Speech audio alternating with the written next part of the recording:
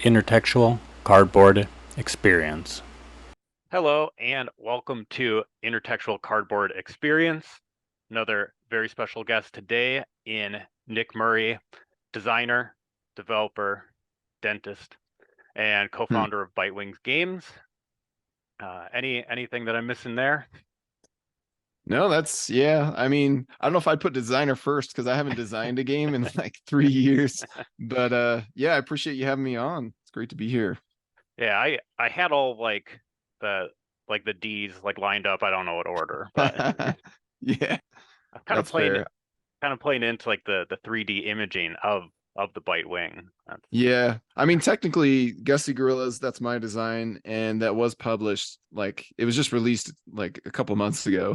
So it does make me look like an active designer. But ever since we started working with like Reiner Knizia and Ryan Courtney and some other designers, it's like this is too much work to design your own games and publish a bunch of other people's. So and be a dentist and all that. So yeah, it's and definitely taking the back seat. But yeah, it's weird that delay between like making a game and then when it actually gets published. It's just like feels like such a thing of the past, and then you have to remind yourself like, oh yeah, this is brand new to most people. So That's funny. Yeah, I mean, I guess without ever having like designed or gotten anything published, like wouldn't even think about, oh, I designed a game like 3 years ago. it's old news.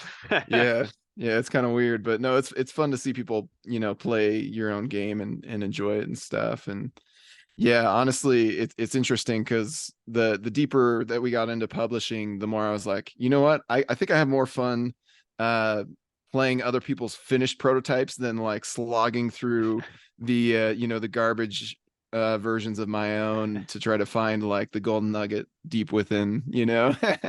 that's a trudge. I respect designers for it's really a grind taking a game from like a really exciting concept and then watching it crash and burn into something that totally doesn't work, but then having the patience and the perseverance to turn it into something that does work.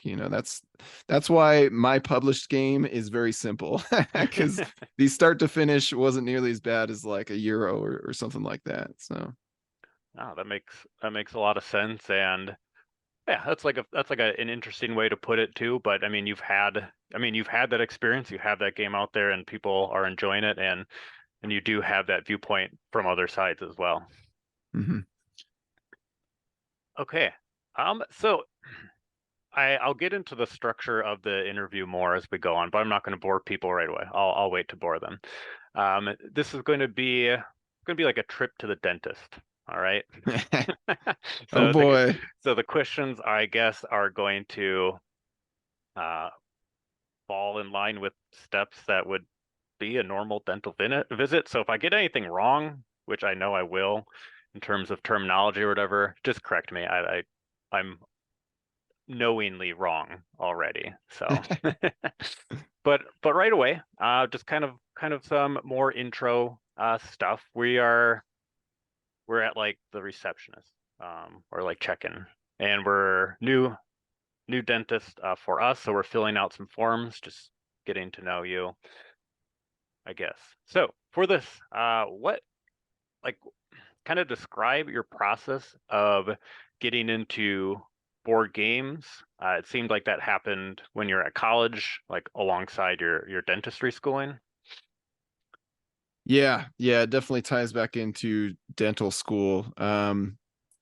I grew up playing a ton of games, honestly, but it was mostly video games. Like Nintendo, that was like my go-to hobby growing up, Mario Kart, Super Mario, Zelda, Smash Bros, the works. And my friends in high school, we played a lot of Smash Bros. We played a lot of we had like especially towards the end of high school, one friend would start this tradition of like Halloween and New Halo's Eve and stuff like that, and it was a good time. Yeah, just playing games with the guys. But yeah, it's kind of funny, like looking back on all of that time I spent playing games and like the dozens upon dozens of like I own pretty much all the consoles, especially the Nintendo ones. And looking back on all that, and it's like, what did I accomplish? But like You know, it was fun. I had a blast with it, and I still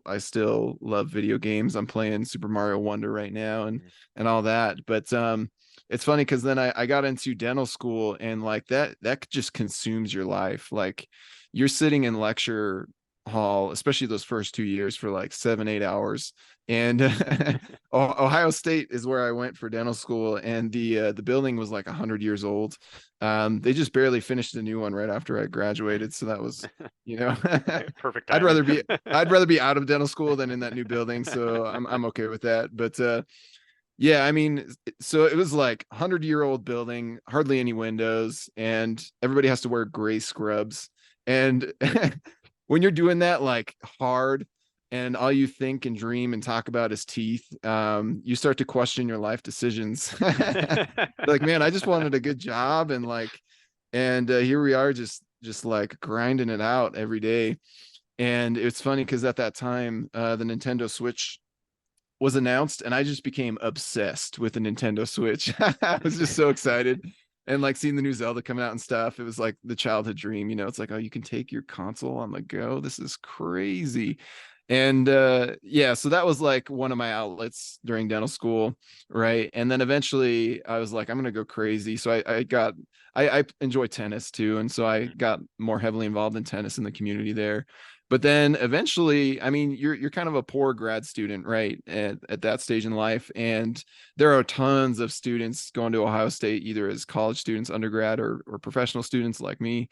And all of us are poor, and but we like to hang out. And so board games was a hobby that we found was fun. And suddenly I became, you know, my obsession switched from like Nintendo Switch to board games. And I think this is a similar story that many gamers follow, of they start watching like Dice Tower reviews, and then they stumble across like, oh, the top 100 board games, and I only know like two of these. What are all these games? And then you start looking at all these top 10, top 100 lists, and trying to, you just have like this insatiable appetite, right? Um and this is probably a much longer much longer answer than you were looking for. But you know, I started playing tons of games, and then eventually, I don't know, I remember sitting at the kitchen table one day, and I was like, you know what would be a cool game? What if like Bigfoots and Sasquatch and, you know, all these legendary creatures were going at it and trying to become the most legendary creature, and they do that by like either helping humans or kind of like tormenting them, you know, like some mythical creatures do. And that suddenly led me to make this crazy like hybrid of King of Tokyo Yahtzee dice rolling, and like a map that you're laying out tokens. And it wasn't a very good game in retrospect, but I was so pumped about it. You know, that process of creation is so exciting. And I even like took it to a convention. I took it to Gen Con eventually, because, you know, you learn like, oh, you can pitch this to publishers, and this idea is just like the next Monopoly, the next Ticket to Ride. And so no doubt publisher's going to want to sign it. And and but then yeah, you like, it helps to just put yourself out there, you know, and put your ideas in front of other people, in front of publishers, in front of play testers, and you learn a lot. And I felt like oh man, I feel like I aged like 30 board game years in the span of like 3 real human years. It's crazy how much I like soaked in like a sponge, and just tried and played and dove into. And eventually ended up with what has now become Gussie Gorillas as one of my designs. It's like, oh, this one actually is still good. After like falling in love with it and then playtesting it, and it's like, oh, it's actually still a good time after you know, you take off the rose tinted glasses. And I had another party game too that we haven't published, but maybe it'll emerge someday. But had a couple designs, and a friend, Kyle Spackman, who was also a year ahead of me in dental school at the time. And I kind of got him to play test one of my designs, and I think that got the ball rolling for him too. Next thing he knew, he was designing some games too. And suddenly we're like, hey, we've got a couple decent games here. Let's see if we can try to publish them on Kickstarter. And but we knew, you know, that Kickstarter at that point, and even more so today, is a very crowded field. And you can't just show up with an idea and expect people to come running. You need an audience already built in, ready to support your game. So we didn't have anything like that. And so what we did was we looked at, very quickly we landed on Reiner Knizia because he was becoming one of my favorite designers at the time. And it was like, well, he puts out a ton of games. He works with a ton of publishers. Let's just see if he has another small card game we could bundle with Gussie Gorillas and put out together. And and so just kind of cold emailed him like, hey, we're two dentists. We're looking to start a publishing company. We'd love to work with you if you want to, if you have any card games that you want to show us and that we can try publishing through Kickstarter. It was really just a way to like dip our toes in the water, just an easy project, small box card game. And next thing we knew, that turned into 3 small box card games from Reiner Knizia because he pitched a ton to us, and there were 3 that were like, these are pretty good, and they do kind of have like a similar criminal style theme. And then suddenly that was pushing back our own original intention of publishing Gussie Gorillas. And then that went well, and we kind of hit it off with him. And so I went back to him with the idea for, hey, Quo Vadis is really good, but nobody seems interested in it. Let's see if we can bring this back to life. And then that went really well. Like even just the development and the idea process of like the feedback we gave him and the game that he in turn kind of developed and evolved and brought back to us. And it was like, oh, this is a good collaboration here. We should keep this going. And, it's just crazy. It's like, it started out as just like a side passion project, and now it's a full-blown business. And I spend more time with Bitewing Games than I do with dentistry, and not making more money doing Bitewing Games at the moment. The margins are not as good as they might appear on the outside, but the business is growing, and it's gone really well. So yeah, kind of a crazy journey across only a few years, honestly. Yeah. I mean, that's kind of like one of the things that, like I was thinking about when, looking at Bitewing Games and like the Kickstarter projects you had, and it all came on like pretty quick. I mean, one of the things I'll talk about later is like, I know you put out a lot of, like reviews and lists and like different types of like media as well. Mm-hmm. And that's how like we maybe unknowingly like interacted with some comments. I always, not always, on like a lot of them I'll comment and things like that. But yeah, it's funny that it started off as just like a cold email like, hey, like you're one of our favorite designers. Do you want to do some card games?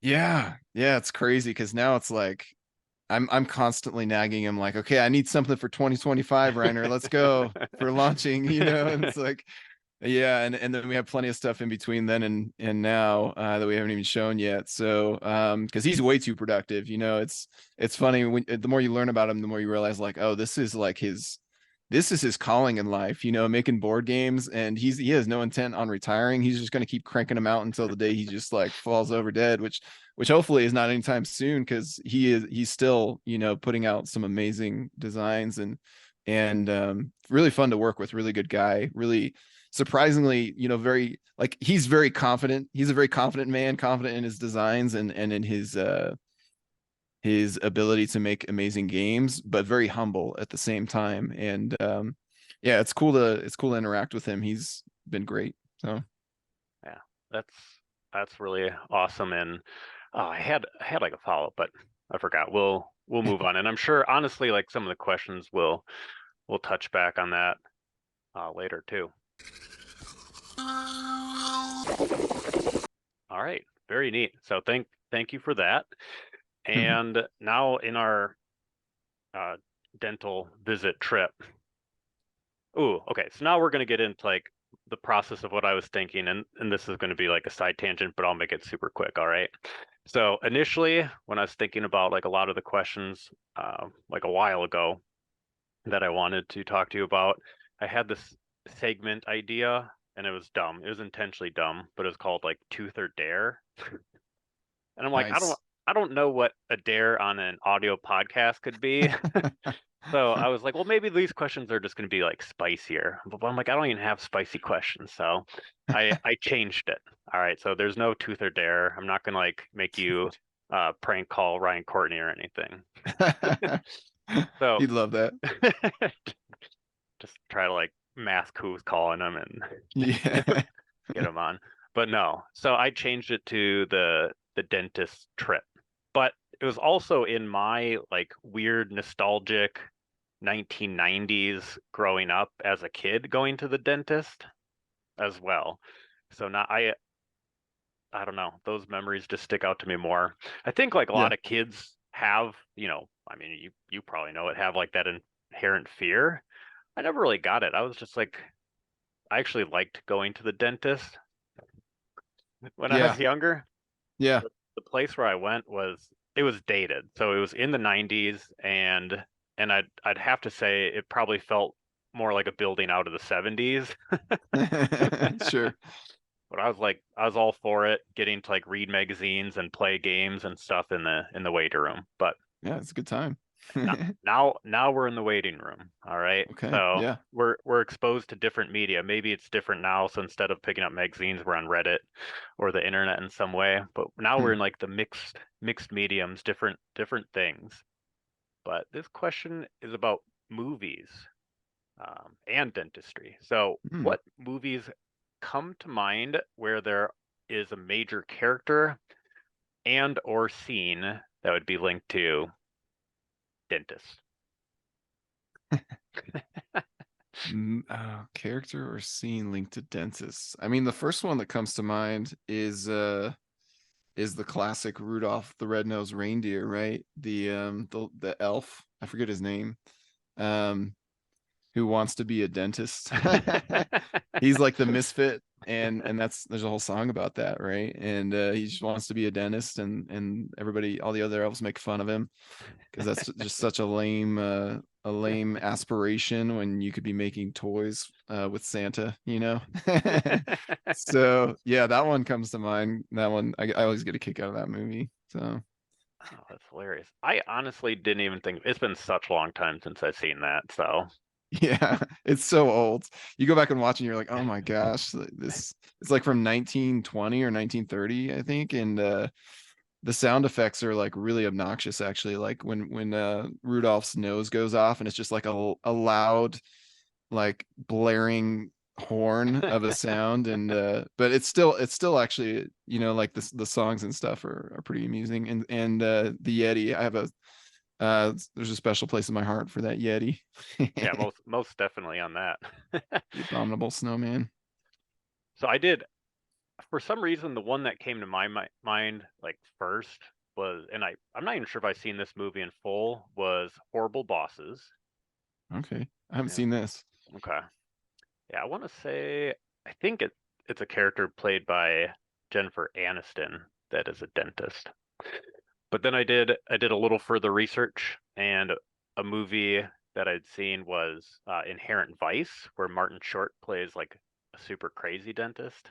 So I'm not sure if you're Okay, familiar with that one. no. Okay, that's a Paul Thomas Anderson flick that's based on a oh, Pynchon novel. Hmm. One of the only Pynchon novel that I've read. It's worth watching. Like the movie is different, but Martin Short's really good in it. So Okay, I give it a recommend. Uh, nice. and Finding Nemo. That Oh yeah, of that course. that Yep, part too. that is a good one. Yeah, the ones that also come to mind for me are like the TV shows like Seinfeld. His dentist is what's the actor's name? Breaking Bad. The Cranston, is he? Yeah, Bryan Cranston is his dentist, Oh, and yeah, his stuff is so funny. Yeah, he's super young. He's super young. So like you go back and watch and you're like, wait a second, that's Bryan Cranston. And then Parks and Rec with Jeremy Jam. mm, I yeah. think he's an orthodontist technically. Well, they call him like a dentist and an orthodontist at different times, but yeah, usually they're like evil, right? They're kind of sadistic. But yeah, definitely a lot of funny culture around dentistry. Yeah, yeah, so that's like one of the things I was thinking. Like, I mean, everybody's got a dentist, hopefully. Yeah. But I would say that like I don't know. I don't know any like dentists. And if you think about, I don't know, you're say if you're in a town of like or a city of like 50,000 people, how many like dentist office do you think would be there? I guess what's Oh man, it really depends on the area. Like I know where I live, kind of Arizona and Utah and such. There are way too many dentists per person per capita.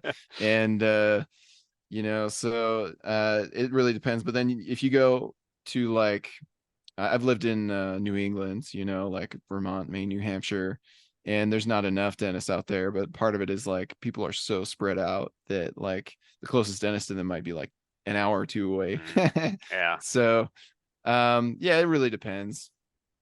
yeah. I had to say overall, maybe the media perception is a funny one to look at. All Yeah. right. Well, we'll move on from movies and TV shows and dentist for a second. You talked about video games, and like I saw that you'd like elsewhere you mentioned your interest in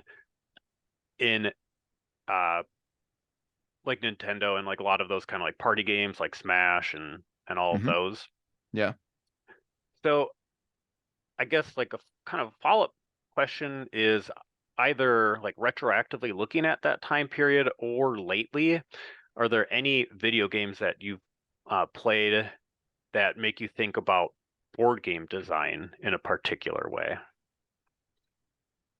Um, Going back to the first game I ever designed, actually, it was called Creatures of Legendaria. Pretty epic title. um, that was an interesting one because you'd like Yahtzee roll dice, and you could either like move around, or you could do a heroic deed, or you could do a villainous deed, or you could invoke the mob accidentally, and fun thematic stuff like that.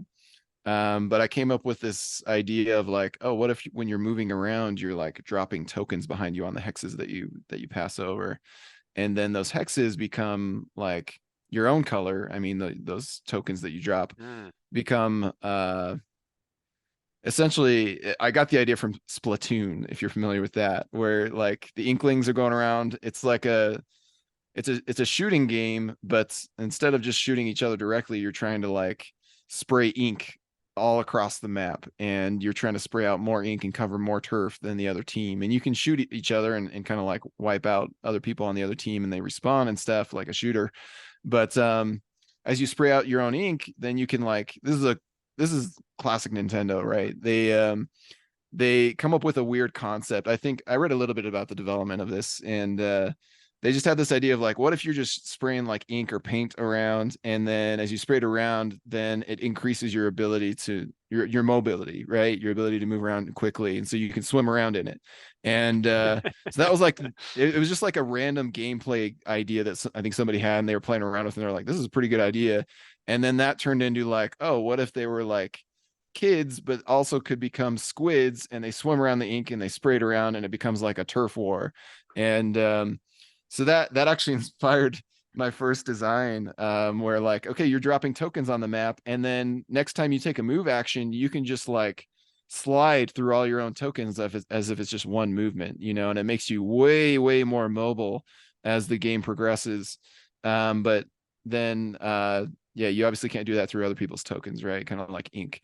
So, I mean, that's one example. I think more recently, though, I think a lot about how just Nintendo's design philosophy has influenced my tastes in games, and I think that's part of the reason why I love Reiner Knizia so much, because they do share a very similar core philosophy, and that is that it's all about the play. It's not about like the theme. It's not about the story. It's not about um giving people like a movie like experience like a lot you get from a lot of Xbox or modern PlayStation games and stuff, right? For them, it's just about the play.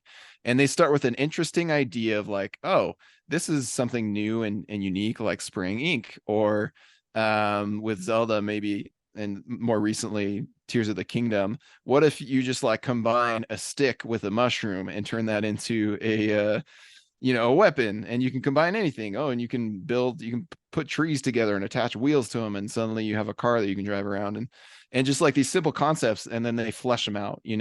But they always keep at the core of it like, this needs to be approachable, right? This needs to be very easy for anyone to get into and intuitive.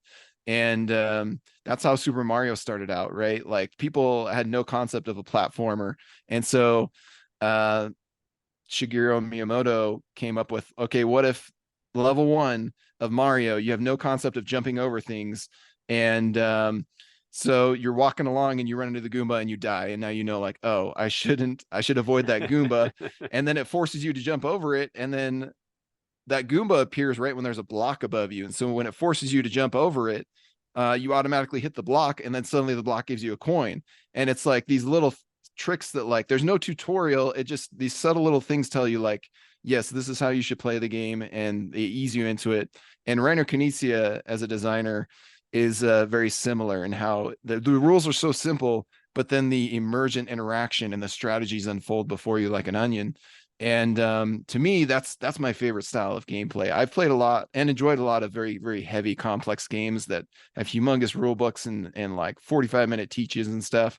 But to me, the most satisfying games are the ones that get you straight to the fun as quickly as possible, and then reveal more than what they show on the surface. And so those Nintendo and Knizia, and it's not just him and it's not just Nintendo, but those two stand out as like very much pillars in the industry of that philosophy. Yeah, and another thing that kind of stuck out to me when you're talking about the games that you like gravitated towards in high school, whether it was like Smash or some of the more like party style ones, or even like your Halloween and LAN party types of things too. With that, like, I think I mean, I still play video games, and I would say the majority of games that I play are by myself, whether it's board games or video games for that matter. Board games, like, maybe 50-50. Yeah. But I think there's like this element of interaction, obviously, in a game like Halo. If you're playing with your friends, you're all like butting up against each other. Smash is in your face 100% of the time. Yeah. And I think, like, one of the things that I was just thinking about was, a lot of gaming like systems, or the way things are designed, have kind of moved away from that. And maybe Nintendo hasn't fully, like, in some of the games that they're still like putting out. I really haven't played much of their like recent output, but I don't know. I think there is something to be said about, like, any activity, whether it's a board game or a video game, like bringing people together to do things. Yeah, you bring up a good point. I think there are a lot of people who kind of miss the good old days of like split screen gaming, where you're all sitting on the same couch together and going at it and having that interaction. Because with the rise of the internet, it's made it much more convenient to play against people online. And you can still get some of that, if you go online with your friends and you all join the same lobby, and you're kind of bantering with each other and stuff. But often it still feels very solitary, even a lot of online games. And I think yeah, obviously the internet is mostly the reason for that end of it, and the popularity of online gaming. For board games, it seems more like there has been definitely a strong trend towards less interactive, or less in your face, or less spicy, less mean games over time. And I don't think there is necessarily, well, I don't know. You look at some designers that have been around for decades, and they're still putting out very interactive games, right? And then you get new designers who are inspired by that philosophy, kind of the old school German style game, and still contributing to that side. But I think you look at, you just interviewed Jamie Stegmaier, right? And you can see how successful Stonemaier games have been. And he, you listen to his podcast, and you listen to, or his YouTube videos more so, and his blog, and he's very much a proponent of like positive player interaction, and and talking about, hey, it's okay if we are playing a game together, but we're not necessarily interacting within the game. It's just nice to be in the same room and working on a puzzle together, right? And for a lot of gamers, that may not scratch the itch they're looking for, because I think gaming is very different to everyone, right? Some people, they want to do a puzzle and they want to do it with friends. Other people, they want to they want to get in each other's faces and backstab each other, and then there's that whole spectrum in between. But I do think the growing trend of more or less interactive games and having more of those year after year becoming very popular, I think they're more approachable in general. Like a mean game will only satisfy folks who enjoy mean games, right? Whereas a nice game or maybe a gentler game can still appeal to people who enjoy mean games, right? I don't need every game to be super interactive or mean.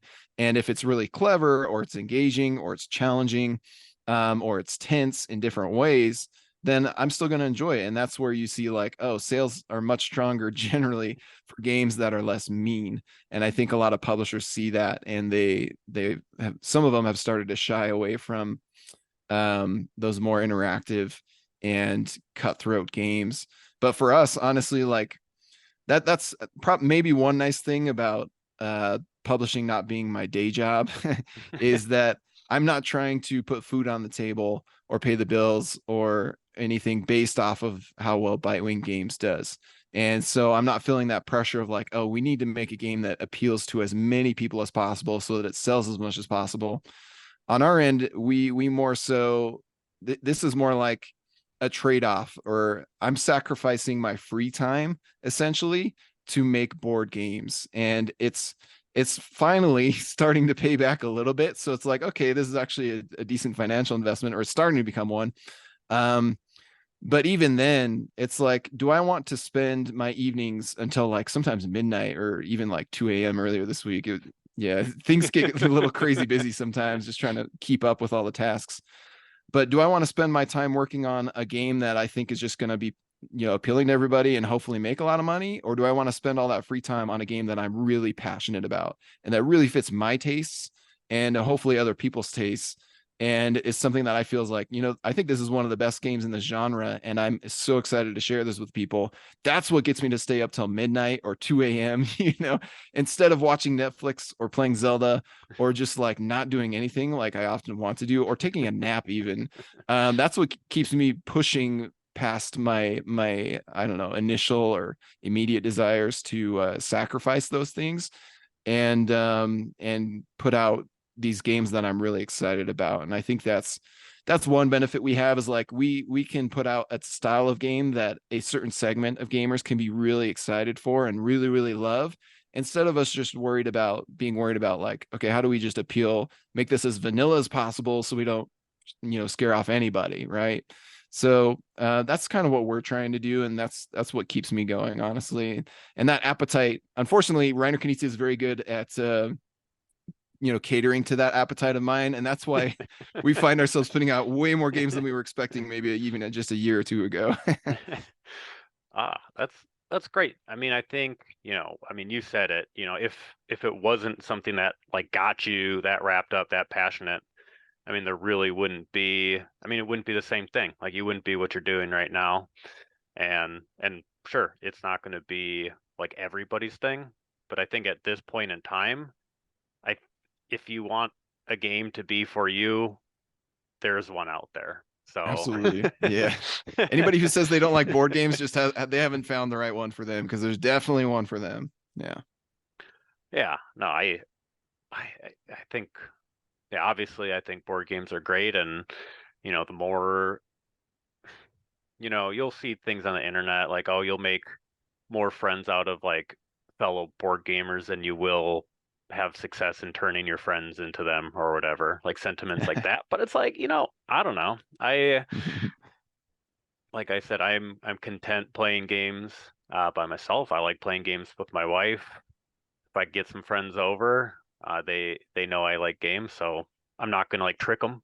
It's not gonna be like, hey, you're gonna come over to do Yeah. this. I'll like, like if you want to come over play some games, and if they do, great. If they don't, well, that's fine too. Yeah, I feel like early when you're becoming a hobbyist gamer, you make that mistake more often of trying to force it on people. But as the years go on and you make those bungles, you start to realize like, okay, there's a time and a place for this, and like there's a type of game for every person. And yeah, don't try to force somebody to be a type of gamer that they're not. And yeah, let it happen naturally, right? Sometimes just playing a 15-minute filler game is all somebody wants out of board games in general, and and Yeah. you have to be okay with that. And there are a lot of great 15-minute filler games out Yeah. there, and so that can be a satisfying interaction with folks in the realm of gaming. Yeah. No, I had like a really kind of like funny like experience with that. So my parents, like my family, they live pretty close by, and I just had some things that I needed to drop off for them that I like picked up for them. And I was like, hey, like, I got some time. Do you want to play like a card game? And they said, yeah, sure. But when I got there, they've been watching my nieces, and you could tell they're pretty exhausted. So I had like a couple card games I like shuffled through, and uh, we played like a round through of an enemy, which is like a whole trick taker game, Okay, yeah. and it's cool. It's a must not follow. So I mean, Hmm. my parents are both familiar with trick taking and sheep's head. I mean, that's who I played like a lot of games with like growing up. So I was like, the catch here is if I play red, you can't play red. Dad plays Hmm. green, you can't play green. And then like here's some other things like they'll come out and then they're done. They liked it. They're like, hey, like thanks for like not throwing something super crazy at us. Like we had a really good time. That's awesome. So, but yeah, that was fun. We're not in the waiting room anymore. No more waiting around. We've got the hygienist doing our cleaning, right? That's the next step. Sit down. That's right. All right. Get all like geared up. So honestly, I'm not sure how much the questions like really change for the steps, but we'll go with it anyway. So I guess I mentioned it a little bit before, but to you, in what ways has being in like development and design and having your company affected the way you've approached like your reviews, any sort of like anticipation lists, rankings, or anything that you still like put out from a like a media standpoint? In what ways has the publishing influenced basically the content that I put out? Yeah, sure. Yeah. I feel like I've gotten nicer and more humble and more aware over time. I think when you first start criticizing anything or like as a blog or a medium, any kind of medium, right? Um you don't think of as much about the creators behind the creation that you're criticizing. And so you play one game and you're like, this is hot garbage, and just really light it on fire when it doesn't meet your expectations or even when it's provides you with a miserable experience, right? Um, but the longer I'm in this industry, the more I'm meeting these people. It's not a huge industry, right?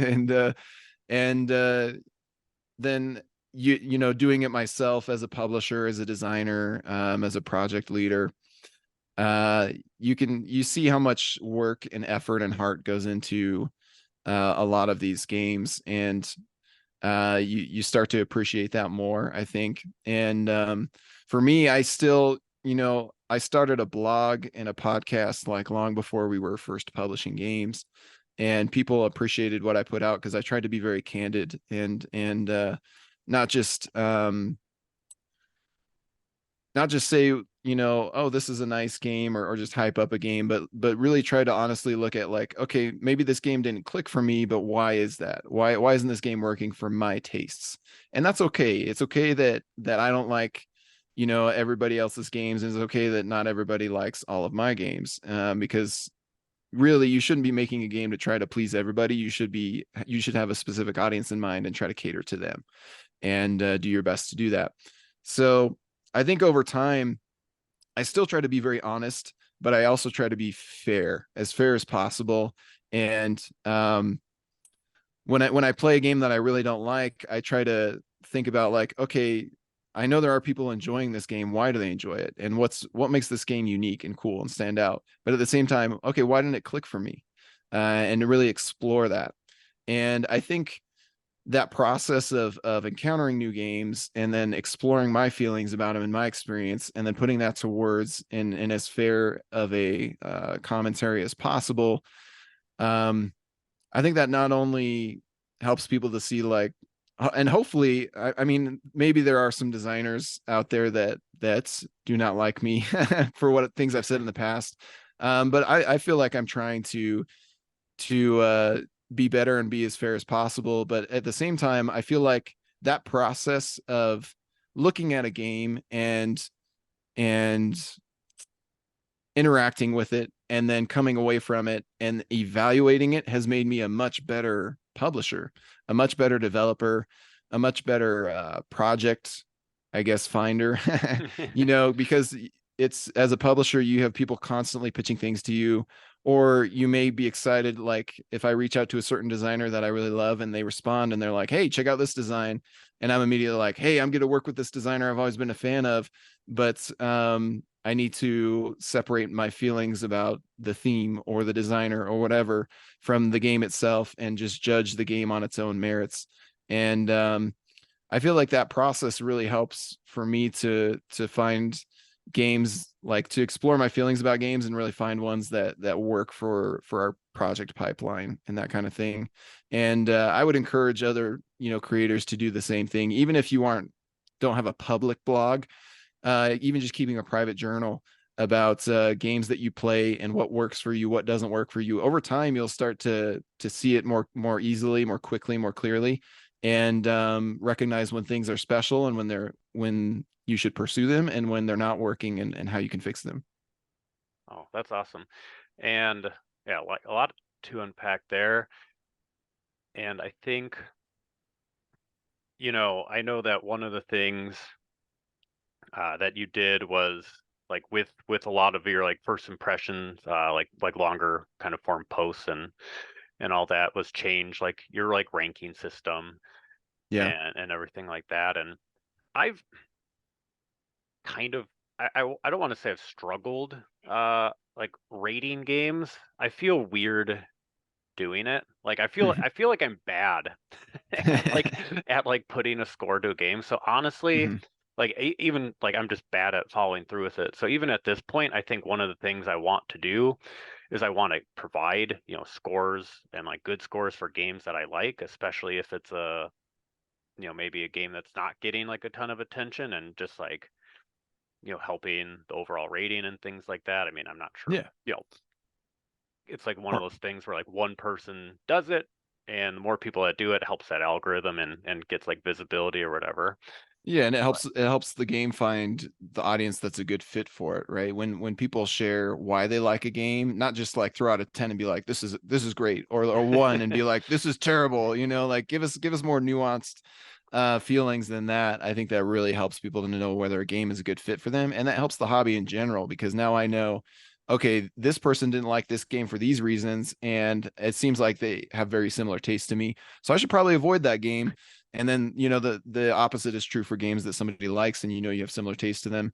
It helps the hobby grow in general, instead of putting people off and making them think like, well, maybe board games isn't for me. I think criticism, even from creators, is good for the hobby in general. But as long as we, especially focus on separating the creator from the creation, right? And I try to be more conscious of that as well with things that I share, of like, I do praise creators for things that they do well, but when I don't like a game, I try to separate the creator from the creation and talk about, okay, here's what I didn't like about the game. But that shouldn't have any reflection on the creator themselves. And maybe oftentimes, like 99 out of 100 times, it's not an objectively bad game, it's just not a game for me. yep. And there's nothing wrong with me sharing, hey, this doesn't fit my taste, here's why, and then just moving on, right? Because that helps other people see like, oh, you have opposite taste from me, this is a good game for me, right? Yep. So And 100% that. I mean, in general, I mean, I'm probably not going to go out and buy something that I don't think I'm going to like. I mean, that seems yeah. kind of counterintuitive, but at the same token, like I have no uh, reservations like buying a game to either give it away, sell it, do whatever with it. Like that's fine. It's kind of treat it more like a rental system almost. And Yeah. if even sometimes I might even like the game, but I'm like, man, I'm never going to play this with like anybody, I mean, Yeah. I could mess around with it like a few more times on my own and might do that. or just kind of like be done with it. And I don't think there's anything wrong with that either. Yeah. And I definitely like rate like a teacher. So I have like the fail system, and I don't fail anything. Okay, So okay. so there's like so many things. I'm like, I don't know, is this like a 90%? Is it like an A minus? But that's, again, long story short, I don't really do those ratings, and I don't know. I honestly, like, no one's gonna go on my BGG and like critique my rating, but Right. I don't know. It's Yeah, just it's like, funny. It's funny how, I mean, you're not the only one. I feel like a lot of us who rate games or whatever, we take it very seriously, right? Our rankings and like, what are other people rating it? What's the rating on Board Game Geek, right? And I don't know, maybe it's our monkey brains just driving us to like something that we can somewhat wrap our head around, like, oh, an 8 out of 10. I know what you mean. Or like, yep. but then you see people being like, oh, it's a 7 out of 10. That's not even worth my time, and in my mind, like, oh, 7 out of 10 is a good game, but it's a good game for its target audience. It's maybe not a good game for everybody, right? Whereas a 10 out of 10, maybe it's like, oh, this maybe should be a bucket list game for you, even if it's not right up your wheelhouse. So yeah, it's interesting how that influences us in a lot of ways. Yeah, most definitely. A lot of weirdness in there. I'm not sure like how much I'm not sure how much like an initial rating of a game will throw me. Just be figuring out my number. But that's why I don't do it much. Hmm. 'Cause okay. There was an AMA you did a bit back. Honestly, I don't know which game project this was for, but one of the questions somebody asked about what a good tool to kind of get that like around that bottom retainer, and you suggested a Waterpik. Oh yeah. Uh-huh. So because of that, I got a Waterpik. Oh, nice. I actually just got one. I started using it last week too. We've been recommending it to patients for a while, and I've just been regular flossing. But I got like this weird chunk of food stuck in my gums for like 2 weeks, and it made them swell up. And I was like, this is horrendous. And I didn't realize there was something that's stuck in there until the dentist that I work with. I was like, all right, you got to check this out for me. This is driving me crazy. And he dug out this little tiny piece of I don't know what it was, maybe like a nut or like an almond. And he's like, yeah, that would come out easy with a Waterpik. And I was like, gosh dang it. All right, I'll get one. But they're kind of fun. Have you started using yours then? Oh yeah, I mean, I think probably, I don't know when you said it, but no joke, it was within like a matter of a couple weeks where I'm like, I really hate this thing. Like, I want to clean it better. So I got it right away. Big, Yeah. big, big fan of the Waterpik. But Yeah. this question is going to be kind of Waterpik related. Okay. In that, like, if you're giving out general like dental hygiene advice, brushing and flossing, well, for sure, right? I'm sure there's other basic things that you could throw out there, but I feel like the Hmm. Waterpik to me has been a game changer. Yeah.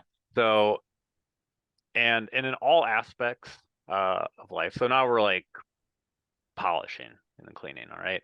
We Hmm. get better or more polished the more we do something. So what, I guess, is your potentially weird piece of advice, or the Waterpik type of advice that you would tell to an aspiring developer, designer, company founder? Like, you've given a lot of like solid advice, and I think some of the things that you said earlier about how just putting yourself out there and going to the conventions was like a great thing for you. Playing a lot and critiquing and figuring out your own taste, and trying to like put out things that you like. All very, very sound and solid advice. But what's like a weird piece of advice? What's the Waterpik? The Waterpik advice. Yeah.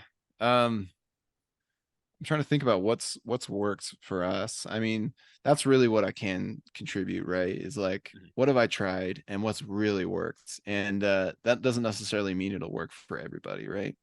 I think I think the biggest thing you can do as a creator of any form is lean into what you are passionate about and what you're good at, and figure out ways that you can harness those tools, those talents, and those interests, and contribute to the industry and bring about success both for yourself, but also, like, I guess, useful, or I just ways you can contribute to other people in meaningful ways, right? For me, that was I enjoyed writing my whole life for whatever reason. I've enjoyed like creative writing, right? And I used to be pretty passionate about writing Yelp reviews of restaurants that I was passionate about, right? I think that maybe led to board games and such, but and I like dabbled a little bit in that, and like reviewing movies a little bit, not like full blown reviews, but just like a comment that I took time to think about and like share my feelings on. And so when we were starting a company with Bitewing Games, it was like, okay, how do we build an audience? And it was just natural for me as somebody who enjoys writing to start a blog and to start talking about the games I'm playing, because I was also playing a lot of games. So it's like, hey, if I'm playing all these games, even if I don't like them, at least I can like get some use out of them as far as like evaluating my feelings on them and sharing it with other people and starting a discourse and that kind of thing. So yeah, leaning into your strengths, but also into your interests, right? And for me, that's like simple games with a lot of depth. And that's why we worked with Ryan Courtney, who also especially with Trailblazers. Um, his games have so much thinkiness and depth to them, but with Trailblazers, it's like all you do is draft 2 cards and then arrange them however you want. You're just building out trails. And then you start playing and you're like, oh geez, this is such a brain burner. And with Reiner Knizia, it's always like, oh, just take 1 or 2 actions, and you only have these 2 options or 3 options. And then you start playing and you're like, oh boy, these are tough decisions. And so then, being passionate about their games, and I think trying to harness your strengths and your interests, but also don't be afraid to try new things. I think that's the other key component here, because if I had thought like, oh, Reiner Knizia is not going to work with me, he's like the Willy Wonka of board games, why would he want to work with a dentist who has never published a game in his life, and just had that doubt, or like it's not worth sending an email to him, nothing's going to come back. Same thing with like Ryan Courtney. The only reason we put out Trailblazers, like that whole thing started because Ryan just tweeted out randomly. He's pretty active on Twitter. That he was working on a hiking game, and I had liked his previous 2 games that I'd played, and I was like, I like hiking, and so I just randomly reached out to him and was like, hey, do you have a publisher attached? At that point, he had only published stuff through Capstone, so I didn't feel like it was very there's a very good chance that it wasn't already tied to Capstone or somebody else, but I just reached out to him out of the blue and was like, hey, is this tied to a publisher yet? I'm interested. And suddenly, we were putting out Trailblazers with him. And I've done a lot more cold emails to other creators, and people like Kwanchai Moria, who did Zuvatis, and Ian O'Toole, who did Cascadero and Cascadito. And these big names as just a little small fry dentist. And just it reminds me of something that my buddy from high school said once, and he was talking about dating. And specifically, he's like, it's better to say I can't believe I tried that than to say I wish I would have tried, and just, I think he was talking about referring to like asking out girls on a date, right? He was like, seems way out of your league, right? And just trying crazy things like that. But he's totally right. Like there are many attempts I've tried as our company has grown, like reaching out to creators or being like, hey, let's work together, or we'd love to work with you, or I like what you're doing. And, gotten rejected outright, or just no response at all. Right. And that's okay. Like I live to see another day. Rejection is okay. But the same thing happened with All Play, actually, boardgametables.com. Kyle and I are both full-time dentists, and we live in different states and have our own families and kids and stuff. And super busy, and then I have this huge appetite where I've brought on like so many more games, and I started realizing like, oh my gosh, this is kind of a logistical nightmare to handle all on our own, and it's hard working with third-party companies. And I saw what All Play was doing, as like an e-commerce company putting out their own games and just a well-oiled machine. I backed multiple of their Kickstarters up to that point and was like, man, it would be so cool if Allplay was handling, like if we could partner up with them. And out of the blue, I just emailed Allplay, and because I think Joe Wiggins, who's the COO there, really cool guy, and he had commented on one of my posts where I had featured some Allplay games, and he's like, hey, thanks for sharing that. That was cool. And then like the next week, the thought came to me, I should just reach out to Allplay and see if like, probably not. They're not working with anybody else. Why would they want to work with us or like, handle our games, with fulfillment and stuff? But I just out of the blue, we reached out to them, and they were like, actually, yeah, let's partner up. They kind of like the games that we were making, and they were in a place. It was coincidental timing. I think it was a blessing, honestly, for us.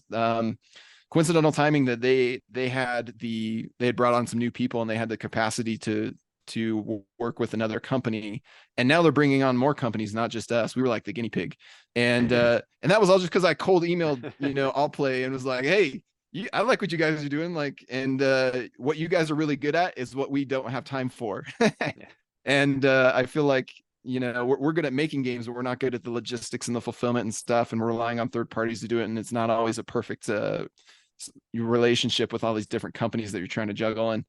And so that started at the beginning of this year, and it's been amazing for us. It's been like the perfect fit for our needs as a company. And it all goes back to like, don't be afraid to just try stuff. Don't be afraid to be rejected, and don't be afraid to pursue things that you're passionate about and that you're good at. And that's what's led me to and Bitewing Games and where we're at to here we are, publishing game by Ian O'Toole and Reiner Knizia. Like I never would have imagined I'd be putting out, the next game in the line of Tigris and Euphrates and Through the Desert, and now Cascadero, after a bunch more great ones. And so just don't be afraid to pursue those things, because otherwise you might just end up being a full-time dentist, which is good. I mean, it's fun doing dentistry, but you might be missing out on like some really cool opportunities if you just don't give them a shot. Oh, that's great. The bit with Allplay is really neat too. I remember I was doing a checkout for one of their most recent bundles. I don't know what it was, and it's like, hey, check out these other products from Bitewing Games. Like, well, didn't know that was a thing. Like, that's very neat. So Yeah. I'm glad that that relationship has gone smoothly and is just kind of like helping and just letting you do more. That's perfect. Yeah. Don't be afraid to work with people. I mean, like, Zuvadis wouldn't be what it is without Reiner Knizia being the developer. I just pitched some ideas to him. Same with Kwanchai Mori and Bridget Indelicato, the artist and graphic designer. Like, I just sought out people who I thought would be really, really good at the project. And lucky enough, they wanted to work on it with us. And then they're the huge talents here, and they're the ones who made it what it is. And it's the same for any game that does well. It's a team effort. And it's cool to see, what can happen when you work with people, and just try to be good to them, treat them well, and then they want to work with you more, and that's always a good thing. And it's a lot of fun.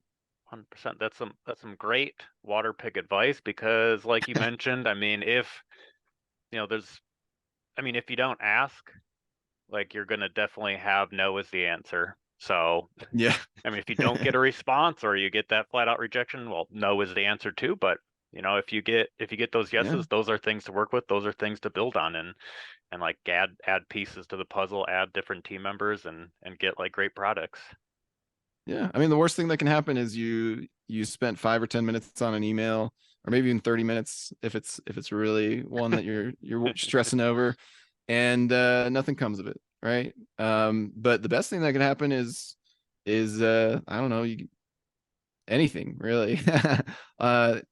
Your wild things beyond your wildest dreams, right? Like I have a game with marmosets wearing these dapper hats now, and bow ties, and that's just like the coolest thing ever. I never would have thought that would be the case, even just a couple of years ago. Anything like that was possible. So That's hilarious. I told you that I hadn't gotten to play that yet, because again, most of my games are smaller, like one or two. But I unboxed it, super impressed. Like I told you, no punching, everything was ready. I'm like, oh, all right, I can play. I've read the rules before, so I'll reread them.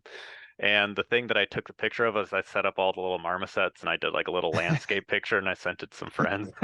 Yes, get It them was pumped. it was perfect. Oh man. Yeah, that's one of my favorite games, honestly. I love negotiation, and it's always fun to get people like who are so nice, and then suddenly you sit them down for a negotiation game and they're just like whipping out the knives and sharpening them, and you're like, oh my goodness, never seen this side of you. Yeah, Yeah, it's a good time. I'll definitely have to let you know how that goes. But Yeah, I'd love to hear in the hypothetical future, 1 week from two, 1 week, 2 days, 1 week. That's when the date is. Let's hope. All right, Sweet. fingers crossed.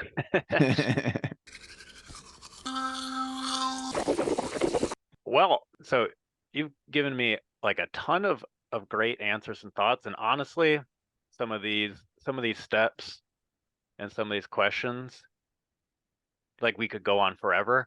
So I'm gonna pick one of two before I get to like wrap up stuff, and I like them both, so I'm like struggling. But let's do this one. All right, so we've gotten like our cleaning, X-rays checked out. All right, we're good. No, nothing super crazy.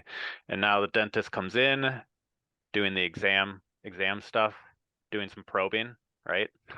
So Yeah. this is my my probe, and I'm not trying to rehash any pain of the millions of threads that you've read. I thought the post that you made when you like announced Zuvadas was pretty entertaining. It was addressing all your fears. You know Oh that yeah. one? Yeah, yeah. Uh-huh. So there were a lot of comments about anthropomorphic animals. Yeah.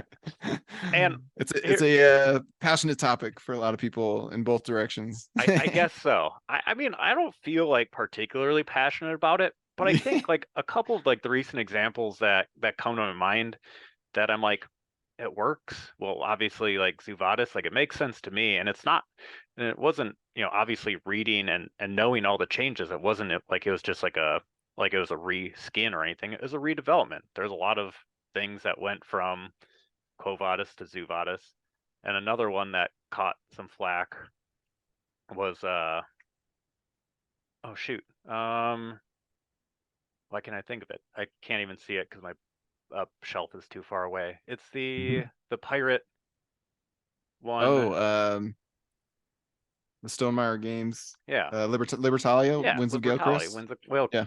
Yeah, and that was like the Mhm. same deal where you know Yeah. there were some like pretty significant changes, and both of them I don't know. I love the art and the anthropomorphic animals don't make me angry. Let's put it that way. All right. So I want you to pick. On the other hand, though, what's one game that you can pick? Either would become quite worse if it got an anthropomorphic reworking, or at the very least becomes an extremely wildly different game with that type of reworking. A game, okay, that gets anthropomorphized, huh? I don't know if that's the correct term. I like it. If it's not, it is now. Significantly worse, huh? Or weirder. It doesn't have to get worse. Like if you feel like that's too harsh, you don't want to call anything out for being worse. You can. Yeah. Well, it's all theoretical, Yeah, right? yeah, indeed. So, oh man, I'm trying to think.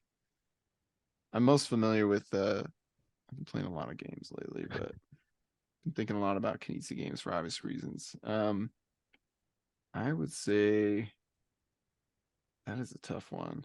Actually, here's yeah, I feel like there's two ways to look at um anthropomorphizing a game, right? One is just like, okay, exact same theme, like almost the Libertalia approach, where it's like exact same theme, but instead of human pirates, it's animal pirates. Yep. you know, and then there's more our approach of like, yeah, there's still the same political Roman undertones, but instead of being, you know, animals in ancient Rome wheeling and dealing with each other, you're actually in a zoo.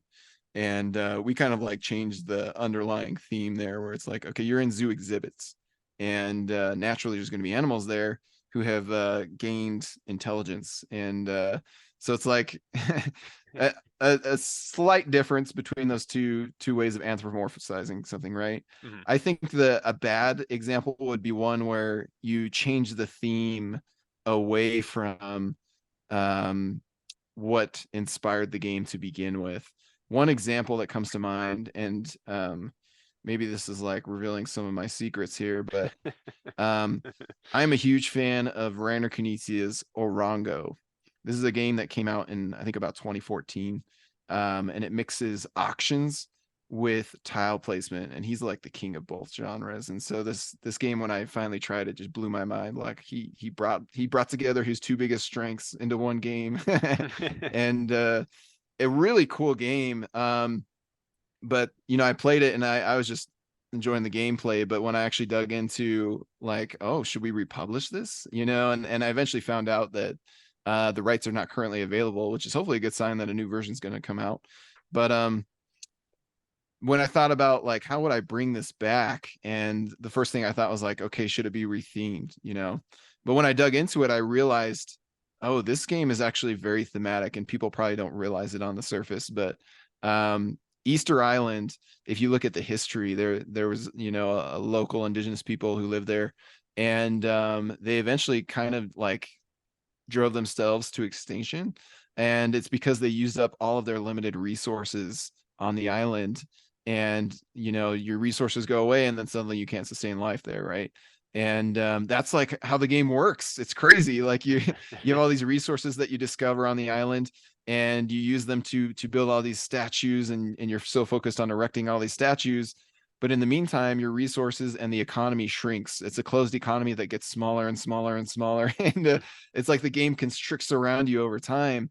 And you're even erecting the statues along the border of the island, and that's like functionally a gameplay thing. And that's you know, most of the statues were built along the border of the island in real life.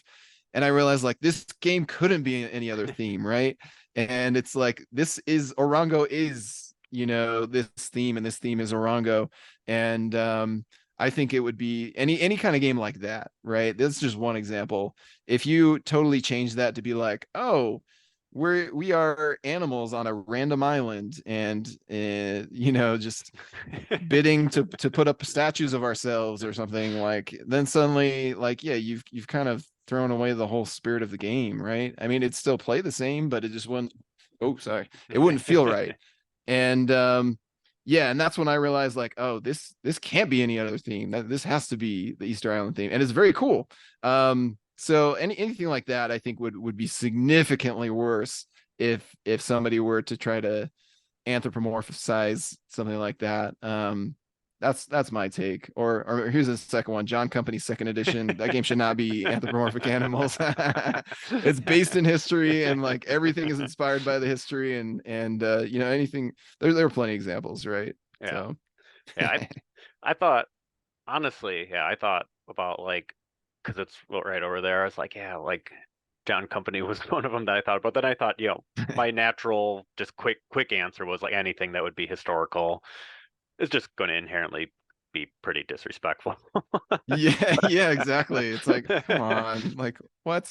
No, I Yeah. like that Orongo one, and I'm sure that I've seen you mention it, and at the very least, I've, you know, familiar with it. But I'll look into it a little bit more because that does sound really fun, and I definitely haven't played that one. So Yeah, I mean, if you're patient, my prediction, I've been placing bets like within 2 years there will be a new playable edition of that from somebody, unless they bungle it. I don't know. You see these rumors of like, oh, Tigris and Euphrates is coming out this year, and yeah, sure enough, Reiner signed it with a random new publisher who, like, for whatever reason, couldn't get their couldn't get their act together to put out like one of the most desired out of print games possible. and they had like 2 years to do it, and then Reiner gets the rights back and he starts over with a new publisher. It's like, what is going on? Like, I don't Hey, well, know. it wasn't you who bungled it, so that's all that matters. Yeah, thank goodness for that. I mean, I can understand, sometimes when you're working with artists, and artwork in and of itself is something you can't count on. Like, hey, by Friday, I want the best box cover you've ever made. It's like, that's not how art works, right? And so things need time sometimes in the oven to cook, but at some point, enough is enough, and you gotta get that game out the door, right? Yeah. So No, I thought, yeah, that answer is great. I liked it and made me think about that game a little bit more too. We're into the general kind of like wrap up stuff, and for this is like the goodie bag. This is when you give the kids their goodie bag at the end of their trip. All right. So I haven't been a kid for a while, and nor do I have kids either. So do you feel like you give out like a good kid goodie bag in 2023?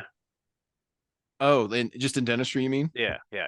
Oh, definitely. Yeah. Yeah. I mean, we don't see too many kids. They're kind of hard to see, honestly. They're like Huh. sometimes just really a pain because they like wiggle around and they don't do what you ask them to, or like they start closing their mouth as you're like, you've been in there for like 2 seconds and their mouth is already slowly closing, and you're like, I can't get anything done. So yeah, I mean, we refer a lot out to pediatric dentists, but Oh, yeah, we okay. do have a treasure box for kids. Nice. That we do see, and they can pick out a prize. So yeah, that's the best part of going to the dentist, right? When you're a Heck, kid. heck yeah. So that's where we're at in the interview. The, Yeah. the best Oh the yeah. best part. Well, not the best part, just like the wrap up. Yeah. I kind of have like a general final question. Well, two parts. Now I have two final questions, but one of them is like a text, or anything really. So this could be like a game, board game, video game, book, movie, show, artist that has really been on your mind lately that's kind of like stuck out to you. Ooh, any kind of media that stuck out to me recently. Hmm. Oh man. I am a very big fan of Brandon Sanderson. Are you familiar with the author? Familiar, honestly, have not read, which is weird, but yeah, you can keep going. I won't interrupt. Yeah, no. Yeah, he's one of the biggest active fantasy authors working, and he's a lot he I don't know, maybe this is just my mind connecting the dots of like, oh, all my favorite things have so much in common, but he kind of reminds me of Reiner Knizia in the sense that like he's always pumping out new stuff, Yep. He's putting out like multiple books a year. It's like, how do you have time for all this? Just like Reiner is just pumping out multiple games in a week, it seems. But yeah, he had the biggest Kickstarter of all time recently, right? That just went like viral, where he was like, hey, COVID happened, I had way more time on my hands, and I secretly wrote like, what was it, 4 or 5 books, and people just went bonkers. His fan base is like, are you kidding me? And I backed the Kickstarter, and just finished up, I think, the last of those books. And one of them that stands out to me, I don't know why this comes to mind, but Tress and the Emerald Sea, I think is what the book is called. I've been listening to them all on audiobook actually, but this is a really cool book where Brandon Sanderson is very good at world building, and he builds out these magic systems and on these different planets, and with all these like very interesting, fascinating things going on with the culture and the biology and the magic system and all kinds of crazy stuff. Well, Trust in the Emerald Sea, it's like, what if instead of water, there was just pollen as the oceans, or like they were like, imagine grains of sand being your oceans. And then when there's, I don't know what it is, like currents or pressure coming up through the when you pressurize a bucket of sand, it becomes like liquidized. There's a really cool video about this online, actually, with like Mark Rober, that physicist who's a famous YouTuber, and Brandon Sanderson talking about it, actually. But it's like you drop a I don't know, a bowling ball onto a bed of sand, and it just instantly hits the sand and stops, right? But then when it becomes liquidized and that pressure is applied to the sand, then it sinks as if it's a liquid. And Yeah, he has this really cool world where like the oceans are these different types of pollen, and when these pollen come in contact with water, then they just like they're these little tiny packets of energy that just explode with life, and some of them explode into plants, and others like literally explode when they come in contact with water. So it's kind of a dangerous world as well. But these pirates are sailing across these pollen oceans, and then at times the pressure just stops and they can't move at all, and there's like really cool scenarios that happen with that. Um, so I don't even remember. You were just telling me what kind of media had an effect on me. Yeah. Yeah, I mean that's one of many examples where that's stuck in my mind of like, man, that is such a cool world, and like I'd love to see.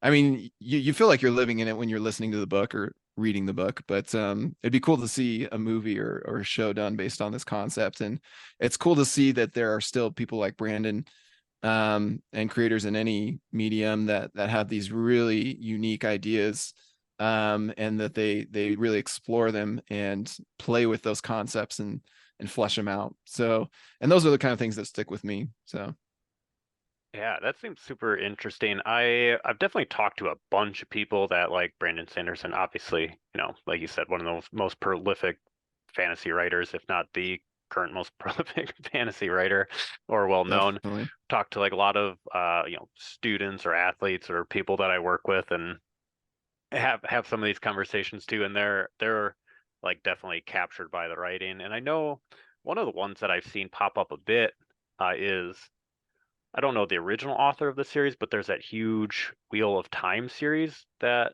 Mm, he finished because yeah. the original author like passed, and then he kind of like picked it up and finished it. So I've talked to Hmm. like a handful of students who have been reading that too. I'm like, how there's like Nice. 15 books or something. I'm like, they're all huge. It's a lot. Yeah, But I haven't dove into those actually. but yeah, good on them. So I've like asked this question. I've got a lot of great book recommendations. I'm slow. I love reading. It's one of my favorite things to do. I'm just such a slow Yeah, reader, and especially yeah, during like the year when I see so many words throughout the course of the day. Then I see the words when I'm at home. It's just yeah. I it's one of can't. these. Don't have the patience for it. No, I mean, for me, I don't have time to read. I just don't have time to sit down and read a book. So when I'm driving a long distance or traveling, that's when I whip out a new audiobook and really get invested. It makes the trips go by really fast, actually. So. Yeah, I've listened to a few. I definitely need to do it more. I mean, I just listen to people talk in podcasts. That's all I do over and over. Yeah, But a lot I of good like that podcast as stuff well. too. Hmm. Okay, so this is now like the actual final question. You mentioned that you just wrapped up the crowdfunding for Cascadero, Cascadito, and the Spectral one wasn't even that long ago either. Yeah, Any yeah. anything that you want to mention on behalf of Bitewing Games to like look out for, have people think about um, soon? I mean, Yeah, obviously that just happened, but yeah. I mean, I mentioned this earlier, but like I pursue projects that I feel are like really hit the sweet spot for my taste. So if you read a little bit of my blog or like games that I'm recommending, and if you see anything in common, then there's probably some commonality there, right? Mhm. But I think for especially as time goes on, um, the projects that we're taking on are ones that are like, oh, this is an amazing game in this genre, and personally I feel it's one of my favorites. I feel it's one of the best games in this genre. So like when we put out Spectral, I never thought we'd publish a logic deduction game, to be honest with you. It's just like it's a very it's typically not a very interactive genre, and it's also one that's very homework like, and I still really love Search for Planet X and Cryptid, some of the more popular ones. Like I own those games, I really like them a lot, but I never thought we'd publish one. And but then Ryan brought Spectral to me, and I was like, all right, let's try it out. And it blew me away how interactive it was and how dramatic and thematic it was. And then I suddenly felt like this urge to publish it. It was like, I can't let anybody else publish this. I got to put this out. This is so cool.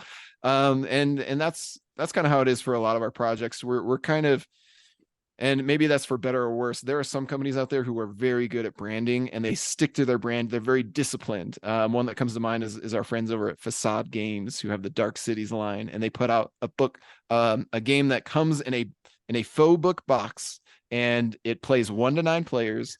and it is themed around a dark time in history, and it's a social deduction slash light strategy game slash party game, right?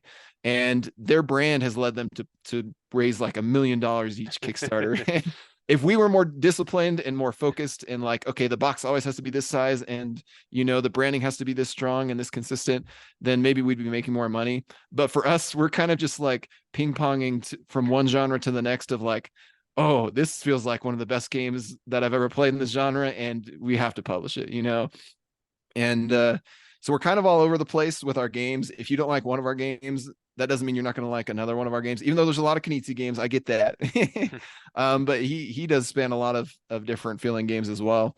But for us, I mean, we just put out a negotiation game, and we're about to put out a deduction game. We're about to put out a tile layer and a roll and write. And then next year, we're planning to start a 2-player line of games, and we're planning to put out probably this might be the only time we do this, but in the first quarter, we're going to launch a Euro game, like a medium weight Euro game. Yeah. Very classic, it's interactive like old school ones, but it has a lot of modern rondel type stuff too. And another card game. And we're going to eventually put out an area control game and a racing game, and like we're all over the place. Okay. And I just love working with my favorite designers and my favorite artists, and you're going to see that both with what we've put out already, but what we're putting out over the next few years. So I don't know, I don't want to spoil too much, but yeah, we're traversing quite a bit of ground over the next couple of years with what we release.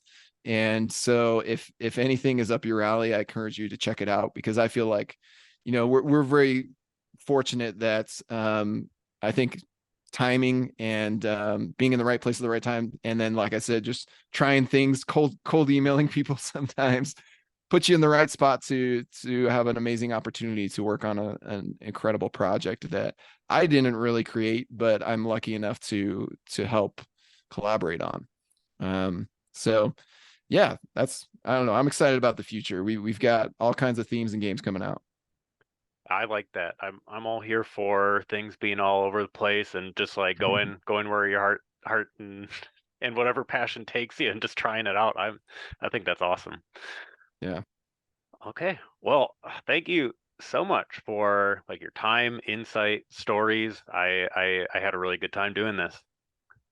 Yeah, I appreciate you having me on, and yeah, I hope the podcast keeps growing. I know it's a grind to keep at it and be disciplined, every 2 weeks or so, putting out the next thing, planning it, editing it. But yeah, I'm excited to start following your podcast and checking out the previous episodes and see where it leads. So best of luck to you there. Yeah, I really appreciate it. Like another thing you'll have to let me know, but nonetheless, this is going to be like a really awesome entry and one that I'm looking forward to getting to listen during that editing and all that process too. So, Awesome. all right. Well, happy Well, holidays to you, Ryan. Thanks for yeah, having me. yeah. Happy holidays and thank you again. Thank you so much for listening to Intertextual Cardboard Experience. Feel free to reach out via email, which is bodthepod@gmail.com, or check out my Instagram with the same name. There's not much on there right now, but I'm looking forward to working on the Instagram and other forms of social media and a website a little bit more in the future. Until then, keep playing, watching, reading, listening, experiencing. Thank you.